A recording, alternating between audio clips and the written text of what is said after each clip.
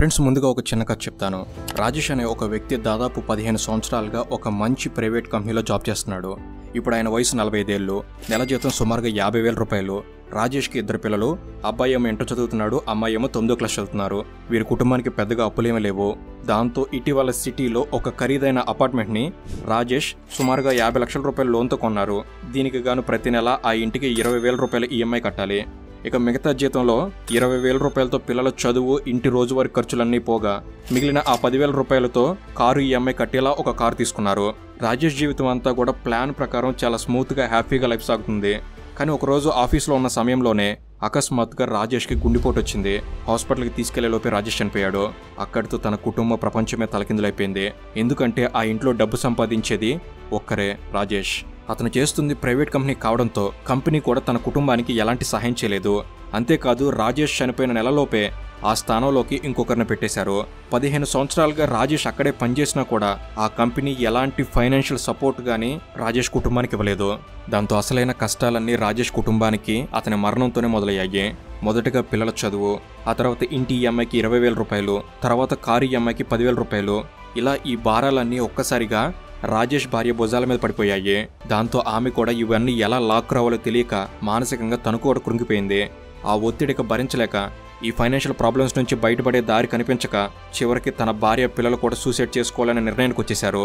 ఇలా ఇంత ప్రమాదకరమైన ఆలోచనలో ఉండగా అదే రోజున అనుకోకుండా ఒక కంపెనీ వాళ్ళు ఆ ఇంటికి వచ్చి ఆ కుటుంబానికి 2 కోట్ల రూపాయలు ఉన్న చెక్నిచ్చారు. దాంతో ఇంట్లో వాళ్ళకి గాని పక్కింటి వాళ్ళకి గాని బంధువులందరికీ షాక్. హఠాత్తుగా ఇంత డబ్బు ఎవరిస్తున్నారు, ఎందుకు ఇస్తున్నారు అని అందరికీ డౌట్. అప్పుడే తెలిసింది ఏంటంటే రాజేష్ తన కుటుంబం కోసం ముందుగానే ఒక టర్మ్ ఇన్సూరెన్స్ పాలసీ తీసుకున్నాడు. అది కూడా ప్రతి నెల కేవలం 400 నుంచి 500 రూపాయల ప్రీమియం మాత్రమే కడుతూ రాజేష్ అలా తీసుకున్న చిన్న ప్రీమియమే నేడు తన కుటుంబానికి బిగ్గెస్ట్ సపోర్ట్ సిస్టంగా మారింది. రాజేష్ ముందుగానే ఊహించాడు తను లేని రోజున తన పిల్లల భవిష్యత్తు, భార్య సేఫ్టీ, సొసైటీలో వాళ్ళ గౌరవం ఇవన్నీ లేనట్లే అవుతాయని. అందుకే వాటన్నిటిని కాపాడాలి అనుకున్నాడు. తన వద్ద ఉన్న 50 లక్షల విలువైన ఇల్లైనా, 10 లక్షల విలువైన కారైనా ఇవన్నీ రాజేష్ పేరు మీద ఉన్నాయి. ఇవన్నీ కూడా లైబిలిటీస్, అంటే మొత్తం ఈఎంఐలు క్లియర్ అయ్యే వరకు కూడా అవి పూర్తిగా తనవి కావు అని తను అర్థం చేసుకున్నాడు.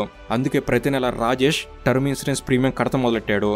నేడు రాజేష్ లేని సమయాన ఆ టర్మ్ ఇన్సూరెన్సే తన కుటుంబాన్ని పూర్తిగా కాపాడింది.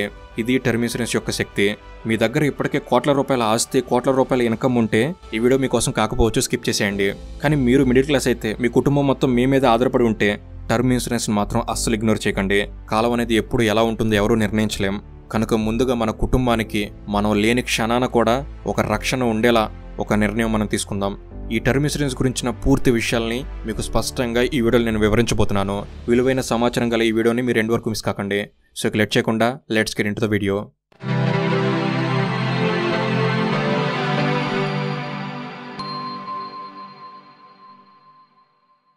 మొదటిగా అసలు టర్మ్ ఇన్సూరెన్స్ ఏంటి అనేది మనం చూసినట్లయితే, టర్మ్ అనే పదంలోనే దీని అర్థం అంతా దాగుంది. అంటే మనం తీసుకునే ఇన్సూరెన్స్కి ఒక కాల పరిమితి అనేది ఉంటుంది. మనం ఏ ఏజ్ వరకు అయితే టర్మ్ ఇన్సూరెన్స్ని తీసుకుంటామో అప్పటి వరకు కూడా ఇది మనకి ప్రొటెక్షన్ ఇస్తుంది. సింపుల్గా ఒక ఎగ్జాంపుల్తో చెప్పాలి అంటే, ఒక వ్యక్తి వయసు 25 సంవత్సరాలు అనుకుంటే అతను అప్పుడే జాబ్లోకి దిగాడు. ఆ వ్యక్తి తన టర్మ్ ఇన్సూరెన్స్ని తర్వాతి 40 సంవత్సరాలుగా గాను తీసుకుంటే ఆ వ్యక్తికి 65 సంవత్సరాలు వచ్చే వరకు కూడా ఈ టర్మ్ ఇన్సూరెన్స్ అనేది అతనికి పూర్తి ప్రొటెక్షన్ ఇస్తుంది. ఒకవేళ ఈ 65 సంవత్సరాల లోపు అతనికి ఏదైనా జరిగితే అతని టర్మ్ ఇన్సూరెన్స్ మనీ మొత్తం కూడా ఆ కుటుంబానికి వెళ్తుంది, లేదా నామినీకి చేరుతుంది. ఇక టర్మ్ ఇన్సూరెన్స్ని మీరు 60, 70, 80 ఏళ్ల వరకు కూడా మీ అవసరాన్ని బట్టి మీరు తీసుకోవచ్చు. ఇక టర్మ్ ఇన్సూరెన్స్ ప్రీమియం అనేది మన లైఫ్ స్టైల్కి అనుగుణంగా, మన సంపాదనకు అనుగుణంగా మనం సెలెక్ట్ చేసుకోవాలి. ఈ టర్మ్ ఇన్సూరెన్స్ అనేది 1 కోటి నుంచి మొదలై 20 కోట్ల కవరేజ్ వరకు కూడా ఉంటుంది. మనం వీటిలో ఏది సెలెక్ట్ చేసుకుంటే మనం కట్టే అమౌంట్ అనేది దానికి అనుకూలంగా ఉంటుంది. ఇక తర్వాతి ప్రశ్న, టర్మ్ ఇన్సూరెన్స్ని మనం ఎక్కడ తీసుకోవాలి? టర్మ్ ఇన్సూరెన్స్ని మనం ఆఫ్లైన్లో ఏజెంట్ దగ్గర తీసుకోవచ్చు, ఆన్లైన్లోనే తీసుకోవచ్చు. కానీ ఆన్లైన్లో తీసుకోవడం అనేది మనం కట్టే ప్రీమియంని మనకు తగ్గిస్తుంది. ఎందుకంటే ఏజెంట్ దగ్గర తీసుకోవడం వలన కొంత కమిషన్ అనేది వారికి చెల్లించాల్సి ఉంటుంది. అదే ఆన్లైన్లో అయితే ఎలాంటి కమిషన్ ఉండదు, చౌకగా మనకు లభిస్తుంది. ఆన్లైన్లో తీసుకునేందుకు కింద డిస్క్రిప్షన్లో ఇచ్చిన లింక్ని క్లిక్ చేయడం ద్వారా నేరుగా వెబ్సైట్లోకి వెళ్తారు. అది ఓపెన్ అయ్యాక నేరుగా టర్మ్ ఇన్సూరెన్స్ ఆప్షన్ క్లిక్ చేసుకోండి. అందులో మీ పేరు, మీ డేట్ ఆఫ్ బర్త్, మీ మొబైల్ నెంబర్ ఇలాంటి బేసిక్ డీటెయిల్స్ని ఎంటర్ చేసి వ్యూ ప్లాన్స్ని సెలెక్ట్ చేసినట్లయితే తర్వాత మిమ్మల్ని కొన్ని ప్రశ్నలు అడుగుతారు. ఆ ప్రశ్నలన్నిటికీ కూడా సరైన సమాధానం సెలెక్ట్ చేసుకోండి. ఎందుకంటే మిస్టేక్ చేస్తే భవిష్యత్తులో ప్రీమియం అనేది మిస్టేక్ల వల్ల ఆగిపోవచ్చు. ఆ తర్వాత లోపలికి వెళ్ళాక మీకు అన్ని కంపెనీలకు సంబంధించిన పాలసీలు క్లియర్గా డీటెయిల్స్ సహా వచ్చేస్తాయి. అక్కడ ఉన్న రకరకాల ప్లాన్లను గమనించండి. ముఖ్యంగా మీరు క్లెయిమ్ సెటిల్ రేషియో అనేది దేనికి ఎక్కువగా ఉంటుందో ఆ కంపెనీకి ఎక్కువ ప్రాముఖ్యత ఇవ్వండి. ఆ తర్వాత తక్కువ ప్రీమియం కడుతున్న వాటికి బ్రాండ్స్కి ప్రాముఖ్యత ఇవ్వండి. ఇలా మీరు మీకు నచ్చిన మీకు సూట్ అయ్యే ఇన్సూరెన్స్ని సెలెక్ట్ చేసుకోండి. జీవితంలో జరిగే ప్రతి విషయంపై మనకు కంట్రోల్ ఉండకపోవచ్చు, అయితే మనం కంట్రోల్ చేసుకోగలిగే కొన్ని విషయాలు ఉంటాయి.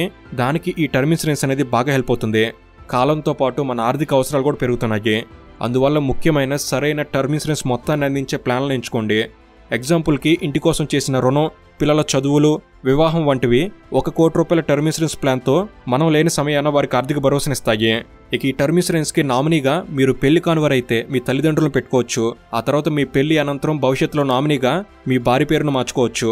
పాలసీ బజార్ అనేది ఆన్లైన్ ప్లాట్ఫామ్ కాబట్టి మీకు ఇక్కడ 15% వరకు డిస్కౌంట్ వచ్చే అవకాశం ఉంది.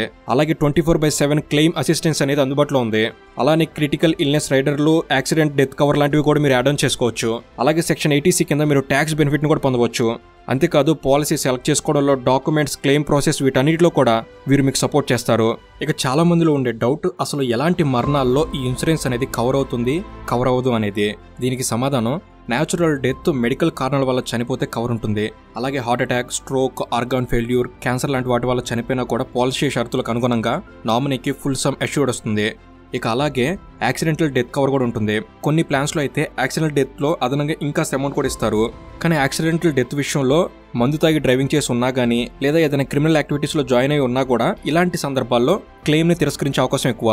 ఇది పూర్తిగా ఆ పాలసీ టర్మ్స్ అండ్ కండిషన్స్ మీద ఆధారపడి ఉంటుంది. అందుకే పాలసీ కొనుక్కునే ముందు డాక్యుమెంట్స్ కూడా మనం క్లియర్గా ఒకసారి చదవడం తప్పనిసరి. అదే 1 సంవత్సరం దాటిన తర్వాత సూసైడ్ జరిగినట్లయితే కొన్ని పాలసీలు ఫుల్ అమౌంట్ ఇస్తాయి, కొన్ని ఇవ్వవు. కాబట్టి మీరు ఏ టర్మ్ ప్లాన్ తీసుకున్నా దానిలో ఉన్న ప్రతి క్లాసెస్ని మీరు స్పష్టంగా చదవడం చాలా ముఖ్యం. అదేవిధంగా స్వయంగా చేసుకున్న గాయాలతో చనిపోవడం, లేదా HIV ఇలాంటి డెత్స్, అలాగే ఎక్కువ మోతాదులో డ్రగ్స్ లేదా ఆల్కహాల్ వల్ల జరిగే డెత్లను కూడా పాలసీలు కవర్ చేసే అవకాశాలు చాలా తక్కువ. ఇక మర్డర్ కేసుల్లో నామినీ మీద అనుమానం ఉంటే ఇన్వెస్టిగేషన్ పూర్తయ్యే వరకు క్లెయిమ్ని హోల్డ్లో పెడతారు. ఇక అలాగే న్యాచురల్ డెత్స్ అనగా భూకంపం, వరదలు, సునామీ, మెరుపు దెబ్బలు ఇలాంటి న్యాచురల్ డిజాస్టర్ డెత్స్ని కూడా పాలసీస్ కవర్ చేస్తాయి. ఒక వ్యక్తికి 1 కంటే ఎక్కువ టర్మ్ పాలసీలు ఉండొచ్చా? ఎస్, ఉండొచ్చు. అందులో ఎలాంటి ప్రాబ్లం లేదు. కానీ క్లెయిమ్ సమయంలో అన్ని పాలసీల వివరాలు స్పష్టంగా కంపెనీలకు ఇవ్వాలి. డెత్ సర్టిఫికేట్, అవసరమైన డాక్యుమెంట్స్ అన్ని సమర్పించాలి. ఇతర పాలసీ వివరాలను కూడా వాళ్ళకి సబ్మిట్ చేయాలి. IRDAI రూల్స్ ప్రకారం కరెక్ట్ ఇన్ఫర్మేషన్ ఇచ్చినప్పుడు అన్ని కంపెనీలు కూడా తగిన విధంగా క్లెయిమ్ సెటిల్ చేయాలి. చివరగా బీమా కోసం ఫారం నింపేటప్పుడు మీరు ఎలాంటి పొరపాటు చేయకండి. దరఖాస్తును పూరించేటప్పుడు 1కి 2 సార్లు గమనించండి. మీ దరఖాస్తును ప్రాసెస్ చేసిన తర్వాత మీకు మెయిల్ లేదా కొరియర్ ద్వారా ఫైనల్ డాక్యుమెంట్ వస్తుంది. అందులో తప్పులుంటే వెంటనే బీమా కంపెనీని సంప్రదించి ఆ తప్పును సరిచేసుకోండి. మీరు తీసుకున్న బీమా నిబంధనల ప్రకారం సరికాదని భావిస్తే 15 రోజుల్లోగా బీమా కంపెనీని సంప్రదించి సరిచేసుకోవచ్చు. లేదా మీరు బీమాని పూర్తిగా నిలిపివేయచ్చు. అప్పుడు మీరు చెల్లించిన మొత్తం డబ్బు మీకు తిరిగి ఇవ్వబడుతుంది. టర్మ్ ఇన్సూరెన్స్ గురించిన పూర్తి విషయాలు ఇవే. ప్రతి ఒక్కరూ తప్పనిసరిగా టర్మ్ ఇన్సూరెన్స్ తీసుకుంటే మంచిది. ఉద్యోగం చేసే ప్రతి ఒక్కరికి ఇది చాలా ముఖ్యం. రేపు మనకు అనుకున్నది ఏదైనా జరిగితే మన కుటుంబం సురక్షితంగా ఉండాలంటే కింద ఇవ్వబడిన లింక్ క్లిక్ చేయండి. అలాగే మీ ప్లాన్ ఎంచుకోండి. పాలసీ బజార్ వారు మీకు అప్ టు 15% వరకు డిస్కౌంట్ కూడా ప్రొవైడ్ చేస్తున్నారు. కనుక డిస్క్రిప్షన్లో ఉంచిన లింక్ ద్వారా మీరు నేరుగా అక్కడికి వెళ్ళి బెస్ట్ టర్మ్ ప్లాన్ని ఈ రోజే ప్రారంభించండి. సో ఇది friends, links in description. Thank you for watching. Have a good day.